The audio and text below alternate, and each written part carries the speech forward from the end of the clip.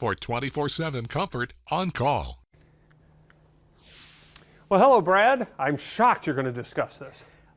Listen, it was history in the It making. was. Come on. Listen, that New Shepard spacecraft, by the way, has actually flown 31 times, but only 11 times has it had human been on. Right. Okay. But I wanted to go over this again because this will be making big news. You know, Sure. It is a history-making event, but we haven't looked at this in a couple of years. So just to refresh your memory on what happened today in that journey, and as you mentioned, it's only about an 11-minute flight.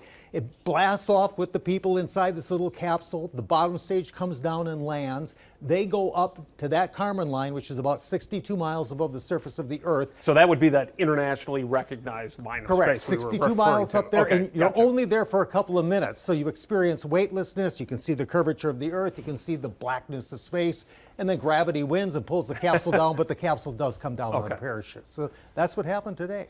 Well, lucky ladies, right? Absolutely. Okay. Are you ready for this story? This I am. is a great story. You know, at some point in time, all of us, it's just like, I got to lose a few Come on, pounds. Brad. No, believe me. Come on. No, believe me. This story comes from Australia. When you lose weight, where exactly does it go? When you lose That's a weight, good where question, does right? it go? So bear in mind, again, this comes from Australia. They asked 150 doctors, dietitians, and personal trainers, where does this fat go when you lose it? The most widespread, and this is a myth, is that fat is converted into energy, followed by fat transforms into muscle. Not true. I'm guessing I know which ones answered that way.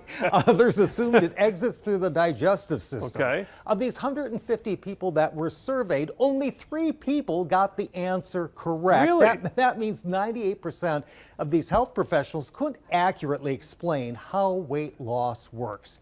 So are you ready? Are you all sitting down, ready for this bombshell? Do you know how it Yes, works? Dr. Brad, please. The answer is fat is converted to carbon dioxide Really? and water. You exhale the carbon dioxide and the water mixes with your circulation until it's lost as urine or as sweat. But Chris, it's more amazing than that. Here's a precise example. Say if you lose 10 pounds of fat, 8.4 pounds comes out through your lungs.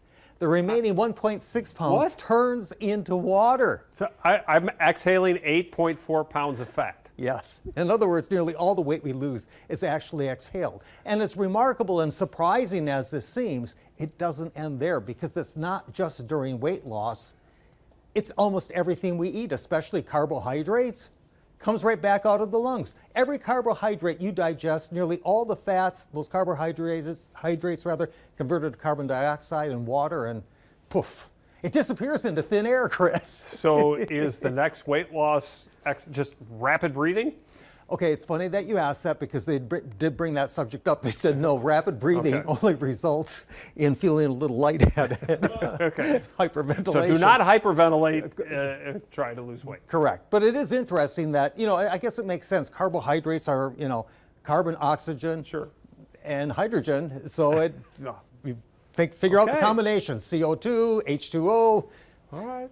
Well, you just educated doctors and trainers, personal trainers, health and everybody, professionals, and us, and we thank you for that. All right, Brad, still to come here.